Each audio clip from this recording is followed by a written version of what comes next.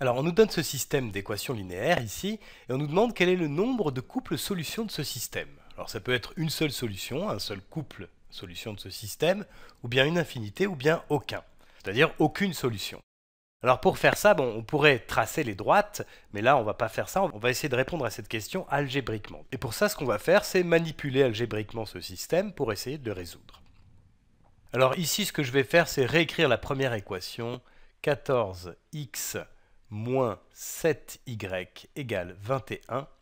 Et ensuite, je vais réécrire la deuxième aussi, mais en fait, je vais la réécrire en la multipliant par quelque chose pour essayer de retrouver le même nombre de x ou le même nombre de y que dans la première équation. Donc ici, j'ai moins y. Si je multiplie par 7, je vais avoir moins 7y, donc ça va être pas mal. Donc je vais réécrire cette deuxième équation en multipliant tout par 7.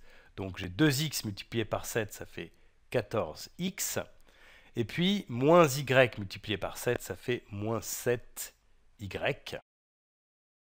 Et puis enfin, ça doit être égal à 3 multiplié par 7, c'est-à-dire 3 fois 7, ça fait 21. Et j'obtiens donc ces deux équations. Alors là, peut-être que tu vois tout de suite la réponse. Si tu ne la vois pas, ce que tu peux faire, c'est soustraire, par exemple, la deuxième équation de la première. Je vais faire cette équation-là moins celle-ci, en agissant en colonne. Donc je vais le faire ici, je vais avoir 14x moins 14x, ça va faire 0 de ce côté-là. Ensuite j'ai moins 7y moins 7y, donc moins 7y moins 7y, ça fait moins 7y plus 7y, c'est-à-dire 0. Donc ici je devrais écrire 0 plus 0, je n'ai pas besoin de l'écrire, ça fait 0 de toute façon. Et donc c'est égal à 21 moins 21, c'est-à-dire 0. Donc j'obtiens cette chose étrange, 0 égale 0. Alors 0 égale 0, bien sûr, c'est vrai, mais comment est-ce qu'on peut interpréter ça en termes de ce système, du nombre de couples solutions de ce système? Eh bien ce qu'on peut faire, c'est prendre un couple solution d'une de nos deux équations, donc je vais prendre un couple solution de cette deuxième équation là, parce que dans ce cas-là, elle est un petit peu plus simple. Alors pour trouver un couple solution de cette équation-là, il suffit que je fixe une valeur de x et que j'exprime la valeur de y correspondante. Donc ici, je vais avoir y qui va être égal à 2x moins 3. 2x moins 3. Ça veut dire que le couple x 2x moins 3, eh bien ça, c'est une solution de cette deuxième équation. Et ce que je vais faire, c'est regarder si ce couple-là est aussi une solution de la première équation. Alors pour ça, je vais calculer 14x moins 7y, avec cette valeur-là pour y, ça c'est mon y. Alors 14x moins 7y, eh bien ça va être égal à 14x moins 7 fois 2x moins 3. 2x moins 3. Je peux développer ça, ça me donne 14x moins 7 fois 2x, c'est-à-dire moins 14x, et puis moins 7 fois moins 3, c'est-à-dire plus 21. Alors ici, les 14x se simplifient, s'annulent, et du coup, 14x moins 7y, eh bien c'est égal à 21. Et on retrouve ce 21 qui est ici, ce qui veut dire que finalement, je peux prendre n'importe quelle valeur pour x, je calcule le y correspondant, qui est égal à 2x moins 3, j'obtiens un couple solution de la deuxième équation, qui est aussi un couple solution de la première. Donc effectivement, dans ce cas-là, en fait, on a une infinité de solutions, puisqu'il suffit que je choisisse une valeur de x, que j'exprime ce y correspondant, donc égal à 2x moins 3, et j'obtiens effectivement une solution de ce système. Alors ça, c'est une réponse algébrique, géométriquement, ou bien graphiquement si tu préfères. En fait, ça veut dire que si tu vas tracer ces deux droites, eh bien, tu vas te rendre compte qu'en fait, ce sont les mêmes. Et d'ailleurs, on le voit ici, puisque quand j'ai multiplié par 7 cette deuxième équation-là, j'obtiens ça, 14x moins 7y égale 21. Et en fait, c'est exactement la même équation que celle du dessus. Donc ces deux équations sont équivalentes, elles représentent en fait la même droite. Donc tous les points qui appartiennent à cette droite appartiennent aussi à la deuxième, puisque c'est la même. Donc on a une infinité de solutions. Allez, on continue, on va en faire encore un.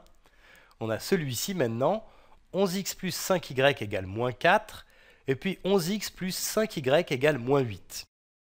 Alors on peut faire la même chose que tout à l'heure, c'est-à-dire résoudre algébriquement ce système. Et pour faire ça, en fait, je vais réécrire le système ici. La première équation, je la réécris telle quelle, donc c'est 11x plus 5y égale moins 4. Et à la place de la deuxième équation, je vais écrire la différence entre ces deux équations-là. Donc j'ai 11x moins 11x, ça fait 0.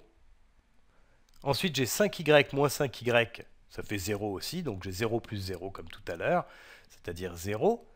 Et ensuite j'ai moins 4 moins moins 8. Moins 4 moins moins 8, ça fait moins 4 plus 8, ça fait 4. Et là j'obtiens cette fois-ci cette chose étrange là, 0 égale 4. Alors ça, évidemment 0 n'est pas égal à 4, donc ça c'est faux, hein, ça ne peut pas exister. Alors qu'est-ce que ça veut dire en termes de ce système? Ça veut dire que si on se demande quelles sont les valeurs de x et de y pour lesquelles 0 va être égal à 4, eh bien forcément, la seule réponse possible, c'est qu'il n'y a aucune valeur de x et de y pour lesquelles 0 va être égal à 4. Donc le système ici n'a aucun couple solution. Aucun couple solution. Voilà. Alors là aussi, on a une interprétation graphique, c'est que en fait ces deux équations-là, si tu regardes, les coefficients de x et de y sont les mêmes, donc en fait ce sont deux droites qui ont la même pente, mais l'ordonnée à l'origine est différente. Donc en fait ce sont deux droites qui sont parallèles, et donc elles n'ont pas de point d'intersection. Alors si tu ne te rends pas compte de ça en utilisant les équations cartésiennes, tu peux très bien aussi écrire les équations réduites de ces deux droites, et à ce moment-là tu verras très bien apparaître le coefficient directeur et l'ordonnée à l'origine de chacune de ces droites. Allez, on continue avec un autre exercice du même genre. On a ici y égale 5x plus 1 et puis y égale moins 2x moins 8. Donc là, ce sont des équations réduites cette fois-ci. Et on nous demande quel est le nombre de couples solutions de ce système. Alors cette fois-ci, je vais procéder de manière un petit peu différente. Je vais procéder par substitution. Puisque ici, on me dit que y est égal à 5x plus 1 et là, on me dit que y est égal à moins 2x moins 8. Donc je vais pouvoir écrire ça comme ça. En fait, 5x plus 1 est égal à moins 2x moins 8. Moins 2x moins 8. Et là, du coup, j'ai une équation avec une seule inconnue que je vais pouvoir résoudre de manière normale, classique. Donc je vais ajouter 2x de chaque côté. Ici, je vais avoir 5x plus 2x, c'est-à-dire 7x plus 1, égale à moins 2x plus 2x. Donc ça va s'annuler et il va me rester moins 8. Maintenant, pour isoler x, je vais soustraire 1 de chaque côté. Donc de ce côté-là, je vais avoir 7x plus 1 moins 1, c'est-à-dire 7x. Et puis de l'autre côté, moins 8 moins 1, c'est-à-dire moins 9. Moins 9. Et j'obtiens ça, 7x égale moins 9. Ça veut dire que x est égal à moins 9 septièmes. Moins 9 septièmes. Donc ça, c'est la valeur de x. Maintenant, pour trouver la valeur de y, eh bien, je peux remplacer x par sa valeur dans une de ces deux équations. Donc je peux par exemple prendre la première, qui me donne y égale 5 fois x, donc 5 fois moins 9 septièmes, plus 1.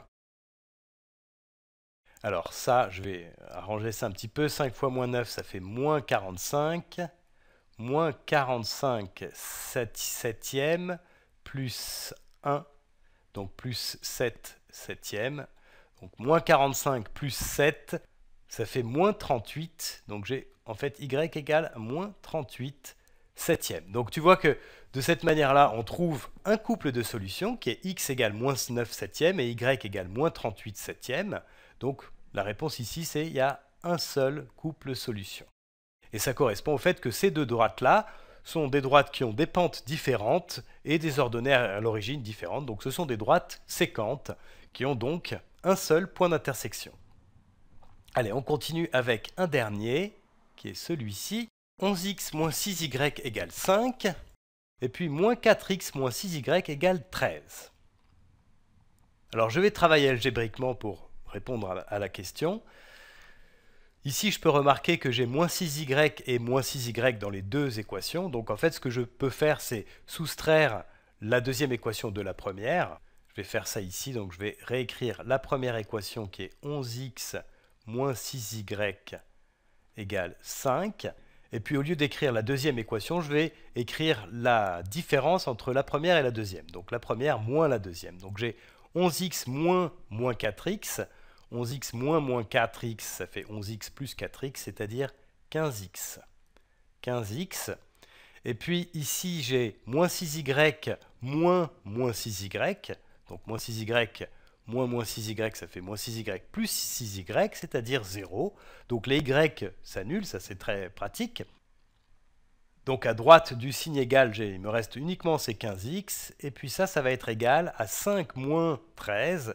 5 moins 13, ça fait moins 8.